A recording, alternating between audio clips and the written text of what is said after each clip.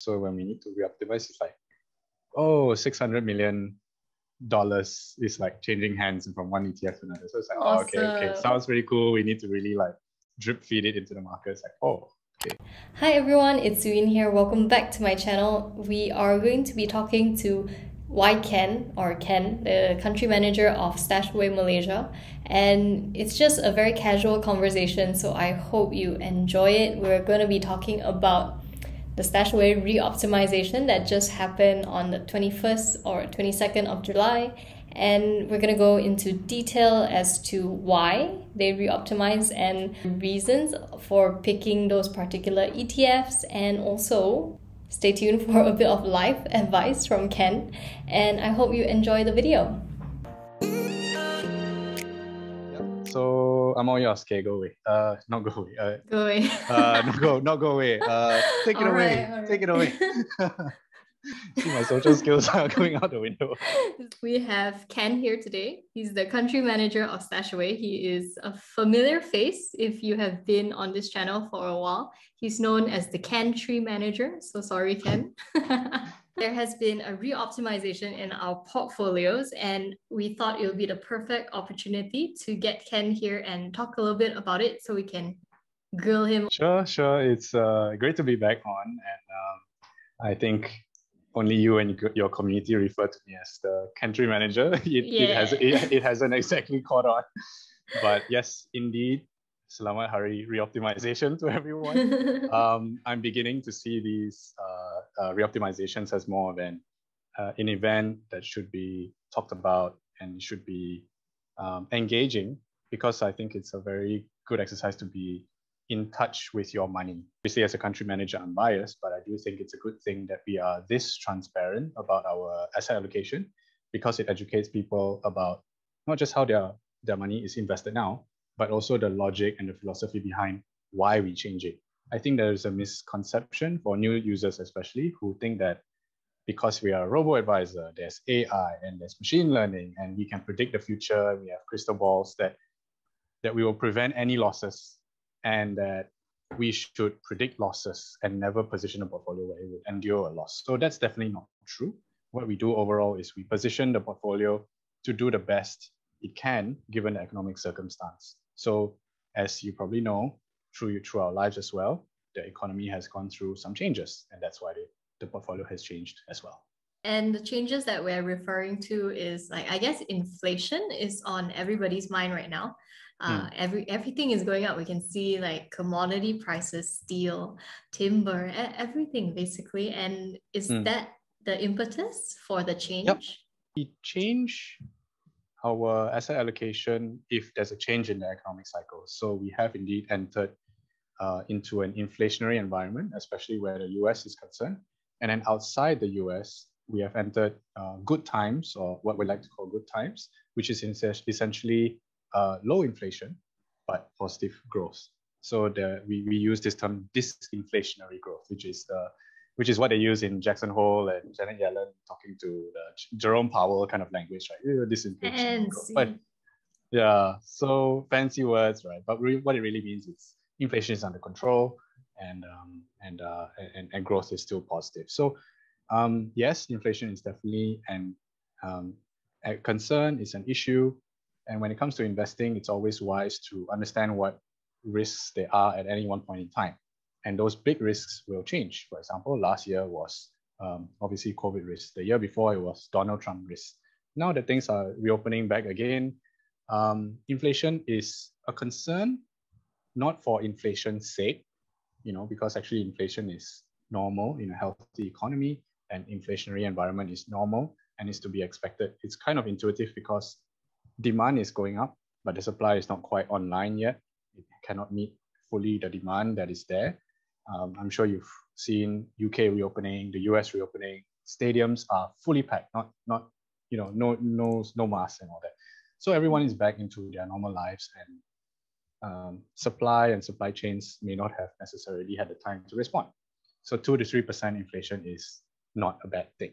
What I think is the reason why financial news and we are talking about it is because inflation can signal the onset of a rise in rates, right?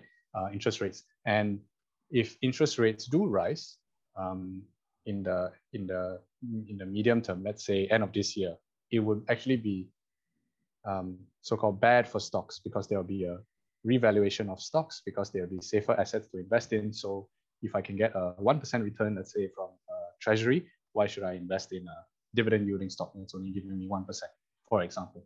So that's why we will see a shift of funds from risky to safe when rates go up. That's very normal. And there's a chicken and egg and cat and mouse game being played between us, the investor, and also the Federal Reserve, who ultimately controls rates and looks towards things like inflation to decide when to raise rates or not. So inflation, yes, is the reason why we have changed the asset allocation. It is now into the inflationary growth phase, especially for the US, and in good times for the rest of the world. I'm actually very curious as to how far in advance does StashAway as a team need to prepare for re-optimization? Not long, actually. So basically, when we see a few data points coming from ERA, in this case, inflation and also industrial production, which is a proxy for growth, we already start those conversations at the investment committee level. So our system is not plugged into the markets and then it trades according to what it sees. It's a system that gives us an output. We read the output and then we discuss it and then we implement it. So we can actually enact on it very quickly. It's just that we want to make sure we are correct first and foremost. And then secondly, we also have to make sure that the timing of our shift is optimized. So for example, if there's a disconnect between the economy and the financial markets, we tend to wait a few days for a few technical signals to kick in before we actually press the buy or sell button. So it's a process. I would say it takes about a month before we actually do shift it. StashAway really has this like human element to it as well, like a sort of check and balance. Checks and balance to the system. Yeah. And I feel like you are always putting your customers first. Yeah. I'm glad you think so, because we definitely do. And that is why we communicate the changes, and that is why we change the portfolios in the first place. Because by changing the portfolios, it makes it easier for people to hold on for longer, right? Obviously, we want to avoid negative returns in a recession. So we shift more to bonds, for example. And then when it's good times like we are in now, or inflation is creeping up, we want to position it where you get to capture that upside as well. So we don't want you to just have a static bunch of ETFs, which you hold on to, whether the economy is in the dumps or whether it's doing well, right? Your ETFs are not your wife or kids or your family. You can change your ETFs from time to time, which is what we're doing. Within the StashAway community itself, there are pools of people, and there are people who just want the passive same bunch of ETFs, rain or shine. But normally these are like the younger crowd, the ones who don't mind like seeing the tough times and then really loading up, really like dollar cost averaging in. And then there's the other pool who, doesn't mind the re-optimization. And do you get feedback on this from your customers? Yeah, ultimately it's down to the customer's choice of what they want. Do they want convenience or do they want customization? So what we do is called personalization, where we decide what's the best for these portfolios which you have chosen, right? As opposed to customization, where you can tinker your portfolio to the nth degree, right? You can buy a single stock, you can buy something unlisted, you can buy an ETF, you can buy a crypto. So if there's a scale and you decide you're more on the I want to be hands-on onto my own portfolio, then use StashAway maybe for a specific part of your portfolio, maybe less than normal. But if you really want to tinker with let's say single stocks or choose your own ETFs, by all means, go ahead and do that. So it's really a balancing game, and we think we do a pretty good job, just because there are 12 portfolios which you can choose from, and you can have multiple portfolios. So whatever combination of portfolios you have will truly reflect what you want, right? So I think with 12 portfolios, you can choose what suits you the best. But if you really want something that is outside of the menu, then you are open to go to the grocery shop and buy stuff and cook yourself, right? That's ultimately the choice you have. I think I really like this option. A lot of people know this. Like when I started with StashAway, I was super skeptical. Like even like that first meeting with you, I'm sure you were like, oh, this girl. No, I thought well, maybe you were a bit quiet because you were in listening mode, but you were open to sharing. And I remember at that time you had a few hundred subs, and look where you are now. So I think we've grown very nicely together. So it's always good to have a healthy sense of skepticism because it's your money at the end of the day, right? So you have to be very protective over it. Yeah, that's right. And like it's up to us to do all of the research. Like don't just take things at face value. And I appreciate that about StashAway because you guys really show us everything. Like within the app itself, I can see what's transacting and like when and how much, how many units especially. And a lot of people don't know this for some reason. It's Do you get important to that? some people.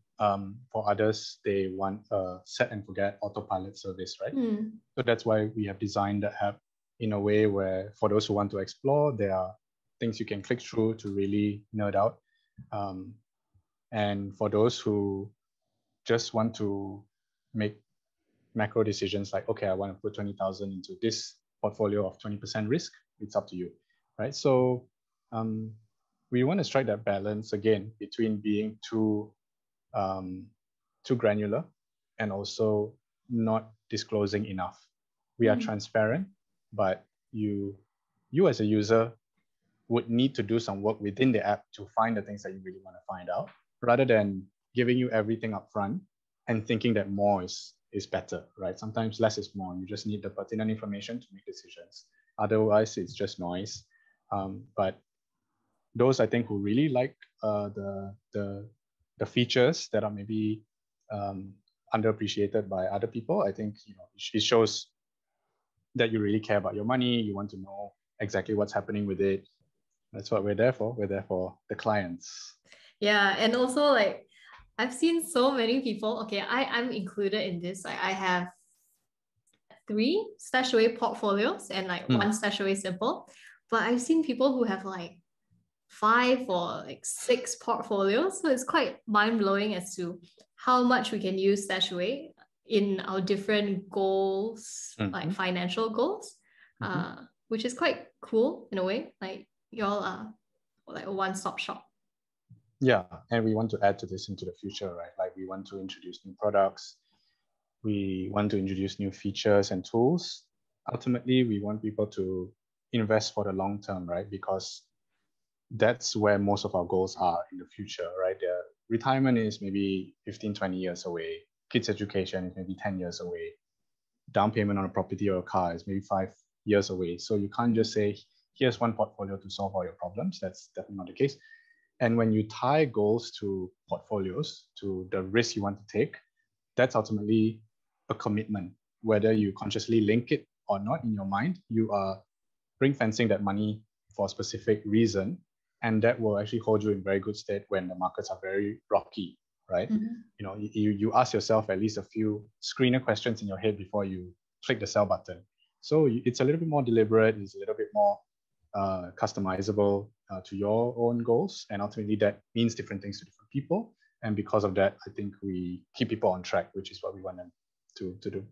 I want to ask you about the specific portfolios, like, because I know I have one that's like 36% risk index, one's 26, one's 10. So I can see the migration towards different ETFs now. Yep.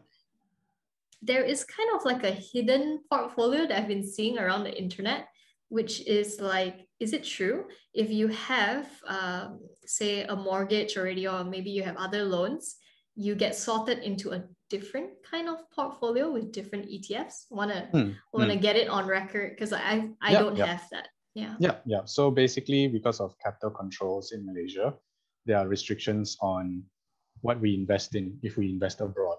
So it's not a hidden portfolio. It's not where you play your PlayStation, invest up, down, triangle, and R2, then suddenly bonus level bonus portfolio, right? It's not that. It's actually a parallel stream of portfolios that's invested in the UK, right? So if you have what Bank Negara deems as domestic ringgit borrowing, DRB for short, where you have more than one house loan and one car loan. So if you have two home loans and one car loan, for example, you cannot just invest all your money into the US portfolios like we do for you, for example. We have to invest into at least 50% Sharia portfolios and 50% conventional, or 50% onshore. Because we're a global player where we want to choose ETFs for our clients to invest globally, we ultimately chose to invest in the UK because UK has better Sharia portfolios that make up 50% of these portfolios. And these portfolios, from a risk return standpoint, are similar. So they get re-optimized the same. The risk points are the same. If, let's say, day to day, you measure their performance, there might be some differences, of course, because the ETF selection is different. The philosophy of managing them is the same, and the long-term expected return is also the same. So there is no conspiracy, there is no needless differentiation for differentiation's sake.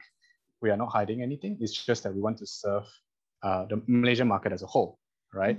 And you ask anyone, do you have more than two home loans or two car loans? Like we will have people in our lives, half of them will say yes. Our parents, for example, our uncles, or some of our friends. So we want to serve everyone. We don't want to exclude people from the portfolio. So we want to also operate a business that is regulated in Malaysia, right? So ultimately, we have to follow these rules as complex as they are, both to explain and to operationalize. But we are up to the task, and we have done it, and we have introduced these portfolios back in 2019, and a lot of thousands and thousands of people are using it and are happy with it.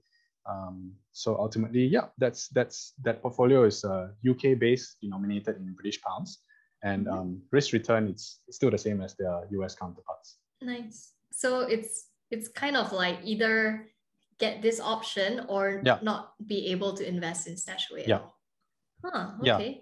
Cool. So you also either it's two streams of portfolios. Like either you take Pfizer or you take Sinovac. Right? You cannot. For now, anyway, you can't take both. So it's a parallel set of portfolios.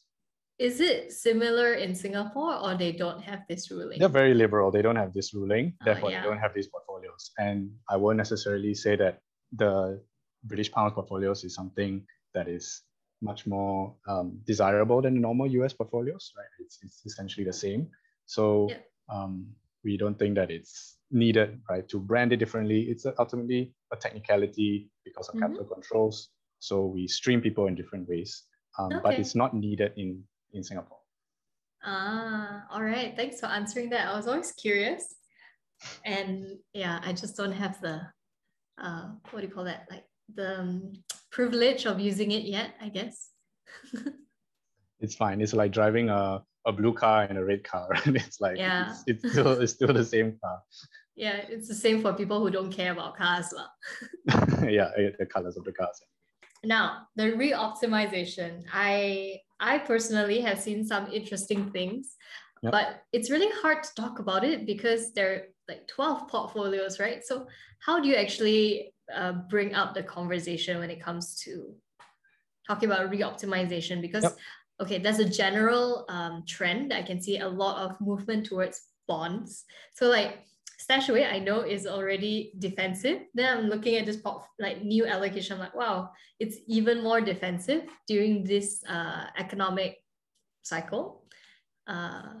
So how do you normally talk about re-optimization knowing you have 12 different combinations? It all comes back to era, where we have different economic regimes, and understanding where we are in the regimes really helps, right? So we have now entered inflationary growth in the US, and the rest of the world is in good times, or in other words, growth with low inflation.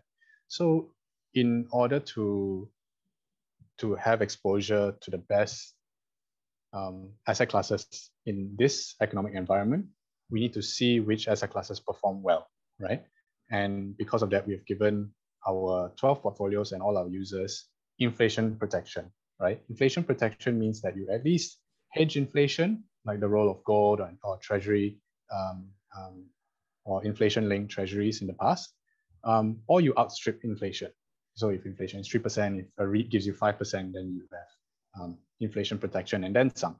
So it's important to know where we are in the economic cycle. And since we are in inflationary environment already, we have changed our major allocations from before, which before the top allocations used to be things like consumer, discretionary, China, tech specifically, and then things like healthcare for the equity or growth allocations. Now, China tech is still there, but also there's more allocation towards things that help in an inflationary environment, like Aussie equities, which is very commodities heavy, and also the energy ETF in the US, which is obviously linked to the price of oil, which has within it a lot of oil majors. And then other things that help with inflation, things that are more protection type of assets, things like inflation-linked bonds, and global bonds, corporate bonds, US REITs, things like that. So I won't say that it's riskier or less risky because the risk index is the same, right? So what has changed is the expectation of how these ETFs perform. Sure. And when you have something that does well in good times but not in inflationary growth, of course we should exclude it, right? We should change it. And things that do well in an inflationary environment, both in terms of the growth assets and then the protective assets, we will include it. So that is why the new allocation is very heavy on China tech, yes, but also energy, US REITs, Aussie equities, and then on the protective side, emerging market bonds, corporate bonds, US REITs, things like that, and gold. Yeah, I think it's actually very interesting. Like, let's say if we didn't have this conversation and just the regular StashAway user is trying to figure out your strategy, I think it actually forces or encourages or nudges us to understand why these decisions have been made. And now that you've explained it this way, I think it can be a lot clearer to a lot more people. The Australian play, at first glance, I thought that was interesting. But now that you said, yes, it's a commodity heavy sector or ETF, that makes sense. Yeah, I think people should rely less on their intuition and their prior investing experience and understand wherever they put their money, StashAway or not, how we manage your money, right? If you already understood how we looked at the economic regimes, you would know based on the email that we send you every time there is a re-optimization, where we are now and why we have enacted those changes. So it shouldn't be a guessing game. It can be a healthy exercise in basically just reading what we share with you and knowing why we have done that, as opposed to the usual exercise of looking at the new ETFs and deciding whether you like them or not, right? I think preference is definitely something that investors are entitled to have. But ultimately, when we have a certain logic, we have a certain philosophy about managing money, which is not something we change every day. This is something we've done once every year and a half. It's done for a reason. And the reason is rooted in the way and the system that we manage money. So because of that, it's clear. But I also hope that somehow magically when people are discussing this at a mama or at a bar, suddenly I will appear and then I can just slide in and have this conversation with them. Oh, by the way. It's like, oh, wow. It's like, I don't know if you know, but I work for StashAway and I can invite me around and I can explain everything you need to know. Yeah. And my ears will become hot. Yeah. If only. Yeah, one day, when we get back to normalcy, I will try to spy on you at Mamak's stores. I mean, I can relate to what you just said, like on the front of people trying to suss out, like, oh, do I like this portfolio allocation? Because like that's the first thing we do as investors. We want to see how we feel about it because like it or not, investing is not fully logical. We are human. The emotional element is the largest element. And that's why we actually invest in robo type platforms like StashAway to remove a bit of our emotional element. I think that when you talk about emotion and learning as an investor, I think the hardest thing to acknowledge is that we don't know everything there is to know about investing. I don't know anything, but that's for sure. But when it takes that mental leap to go away from things we know and are comfortable with, to then deploying your money into things that you don't know much about, right? Not many people understand what it takes to invest in the midst of inflation. I think people think that inflation is like a very benign thing, but now that it is actually elevated more so than normal, especially in the US, especially in the long-term averages, there is a conscious need to protect yourself against it. And this inflationary environment hasn't happened for many years, I think decades. So if you don't know how to manage your money in this sense, you would say, I already have gold. I think that's good enough inflation protection. And maybe people don't know about inflation-linked treasuries, right? Tips. And people don't know that maybe commodity markets have been rallying. Then they're like, oh, but I always thought that oil and gas or energy is not ESG friendly, and I'm an ESG kind of investor. So then you have to go away from things that you are comfortable and you know a bit or a lot about into things that you maybe know less of. Yeah, and I think that's why portfolio allocation, like as in the scope of your entire net worth, how much are you actually allocating between the things you know a lot about versus not much about? And I think that's what helps me feel comfortable with my StashAway portfolio as I continue to grow it. I'm highly invested in stocks, and I can be as like hard-headed, as opinionated in my own actions there. And then I always have StashAway doing the things that I wouldn't do for myself. And that is quite a nice balance for me. Yep. Another big change we have, well, it's not a change, but we are maintaining our stance on China as well. So I think there's been a lot of bad press coming out of China. And as an investor, you have every right to be worried or to have lost faith in investing in the China tech sector. But I think that, you know, if any investor takes a step back and understands what's going on, it's very hard to think that tech, especially in China, will not do well in the medium term, right? When you have all these anti-monopoly measures being leveled against the name brand monopolies in China, things like Tencent and Didi and Alibaba, it's very concerning, right? Because those are the stocks the hero stocks that you know and love, and they're being whacked. Yeah. So then it's like, why is StashAway still invested in this, right? We get a lot of that. Right? Ultimately, that's why we use ETFs in the first place. We don't focus on subsectors. We focus on sectors or geographies or asset classes. And we don't focus on single stocks, right? You don't hear us going, oh, Ant Financial is going to list, do you want allocation to Ant Financial? Or Didi is going to list, do you want allocation to that, right? We focus on ETFs. And also when you look at what China has planned for its tech sector in the medium term, it's very easy to get excited, right? Because they want to have semiconductor security. They want to build their own factories and not rely on Intel, not rely on TSMC in Taiwan. They want to have their own plants. They want to have their own cloud technology. We know they are leading in terms of 5G. They're even talking about 6G. I don't know what that means yet, but sounds like innovation is happening, that's for sure. And then companies like Huawei are rolling out driverless cars, you know, having seen how successful Tesla has been in its own market. I think there's a lot of room to be very excited about China especially the tech sector in the medium term, especially since we are not playing all of China. We are playing the most innovative side of China, the most private side of China, as opposed to a lot of inefficiencies that the state-run sectors may have, like banking and things like that, real estate, right? So we're picking our spots, and ultimately, I think the view on China is still positive, which is why, you know, even if you've seen that KWEB, the ETF we've chosen for Chinese tech, may have fallen quite a lot this year, we think a lot of it is priced into the negative news is priced into the ETF already. Yeah, for sure.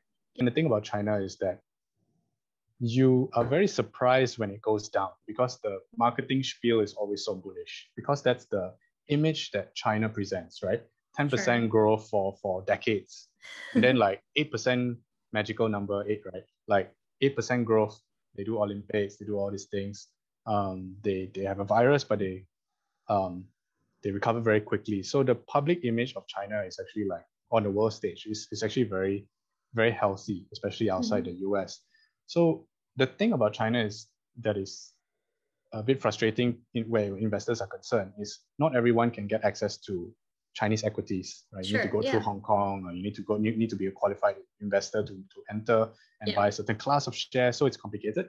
And then another thing is that there's a lot of hot money, a lot of retail money going to Chinese markets. And when it does very well, certain years, it does very well. Then when it does very badly, it does very, very badly, right? So it's very frustrating. That's why it's, I think, good to couple any Chinese investments with other stuff and also to pick your spots. If you just buy all of China, you won't necessarily get the risk return that is commensurate with the kind of risk profile. For one particular ETF that I saw enter, US REITs, that one was also an inflationary hedge. Yeah, so it's US REITs in general are very interesting, right? Because they are kind of growth assets, but they're also protective assets. Protective in the sense that there's a dividend or a yield, but growth in the sense that the properties can actually become more valuable and there's a capital appreciation element there as well. A little bit more than bonds, but less than, obviously growth equities. So it can play two roles. It can hedge against inflation, but it can also take advantage of growth. So it's a good thing because ultimately REITs are normalizing people are going back to malls, people are spending, tenants are paying rent. So ultimately the security of the yield is there, right? And that's also something that we have a very big exposure to. This year, US REITs have gone up 25%, which shows that the reopening is well underway, the reflation trade is well underway. So yeah, that's why it's there. And I guess I have a curveball question. So as we know, like when we deposit in StashAway, there's a lag term, like a couple of business days. So let's say some of us topped up our portfolio within the last 3 business days, and while it is being re-optimized, does that mean you were holding the money or you bought the previous allocation? We would have bought and then we would have bought and then sold. Yeah. So there's a lot of transactions. It's a system thing, right? So when we re-optimize, we are lumping a lot of transactions into one. So it's a few big transactions that we are making, and ultimately brokerage is not something that comes out of your pocket. It's something that is within our own cost structure.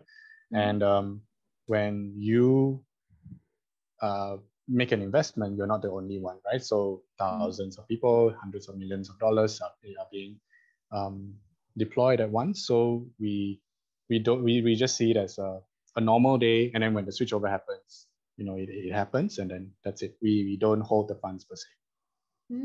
Okay, thanks for answering that question. I was just curious. Yeah. Do you have anything you want to tell the audience who are interested in these StashAway videos? What's coming up, or like what you hope for them to know? Yeah, I think ultimately, whatever you invest in, you should know how the money is managed. And for StashAway, I think you realize now that there's actually something that is very value adding and very proprietary to StashAway. Not every robo-advisor has this service. And ultimately, just stay focused on your investment goals, whether it's long-term or medium-term or short-term. Pick something that's risk appropriate. Our performance has been really decent over the last 4 years.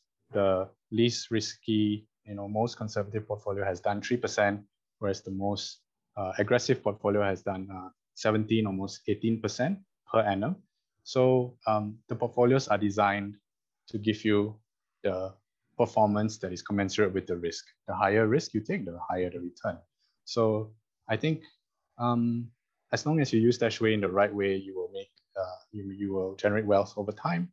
Just be a little bit patient, and the more you learn about your investments that you have, the more control you will have over the whole investment process and feel less anxiety and ultimately know what to do when times are tough. Thanks for that. Do we get a hint as to what's coming up? No hint. Damn. No hint. We'll do another video when the time comes. Hmm. How many portfolios do you have under your StashAway account? Oh, me personally, I have two. I use the 22% portfolio and also the 36% portfolio. The 22% portfolio has given 16% return per annum, and then the 36% one has done 17-18% return per annum. Yeah, I invest like everyone else, and I have a lot of money with my own product, so I have faith in it. So so far so good. Lets me focus on other things in life. What's the intention of your 22% versus 36% portfolio? Yeah, so the 36% one is for my retirement, which is, if I'm lucky, maybe not that far away. but Wow. if I don't know, right? Whatever, anything can happen. But the 22% one, I think, should be for my kids' education. I'm also expecting soon, so we will see. Yeah, so you heard it here first. Congrats! That's the surprise. Oh my god! Yeah, we'll see. Congratulations! Yeah, no worries. I think it's so nice. Like every time I hear like someone getting engaged or someone just got married, someone expecting, I think it's what people need to hear during these crazy times. So I'm really happy for you. Yeah, life goes on, and I think that your investment goals should be personal to you. Mm-hmm. So I think before I was expecting that pot of money was just there accumulating. I didn't have a specific objective in mind, but it's nice that I'm able to actually like change the header, the title of my portfolio, and write, like, oh, son's education portfolio. That's kind of nice. Wow. So that's cool. We'll see. Fingers crossed. But yeah, just live your life. There's no right and wrong, and you guys are not here to listen to life advice anyway. So just live your life. Are you sure? No, I think they come for the finance and they stay for the real stuff, because like ultimately in life we just really want to figure out how to manage our money well so we can do life. It's not to have more money. Well, if or not to struggle for it, right? I think there's a lot of struggling for it, especially now. But a big money tip / life tip is to get with a partner who sees money the same way you do, have complementary views on money, and also have complementary strengths. So if let's say you both have the same things you want to achieve in life, get married by a certain age, have kids by a certain time frame, where you want to send your kid to school, what kind of house you want to live in, have those conversations. They're always fun. And then maybe have complementary skills. So like if one is good at investing, one is good at cash management, budget management. If one is good at certain asset class, one is good at another asset class. I think that's always good. It's always fun. Mm-hmm. Yeah. And then together as a family also, there's a few more things that you can seek tax deductions for, especially when you have kids and all that, right? So it's different once you enter that stage of life. For sure. And yeah, I guess you all heard it here first. Life advice from Ken. Yeah, for what it's worth. It's quite nice actually, like being able to have these conversations around all of that. Like, where do you want your kids to go to school? Like, do you believe in like local education versus private education overseas? No overseas. All of this, like taking care of parents, especially. I think that's a big one. Yeah, conversations like these are so important and we shouldn't shy away from them. Yeah, and it's also not a given, right? So like, I always thought like, oh, when rich equals buy big house, buy big car, right? And then once you have that conversation with your significant other, that may actually not be the case. And if it's not the case, then you come to some sort of alignment, and actually, wow, you can save a lot of money if you just if you both align, right? Like, so it's nice to have those conversations, and then ultimately you have to see eye to eye and manage money in a very transparent way. Don't make decisions to surprise your spouse, right? Ultimately, they are the ones who will be there for you, for better or worse. So they need to be in the know. There are a lot of ways to do it. Okay. Thanks so much, Ken, for today. Cool. Cut.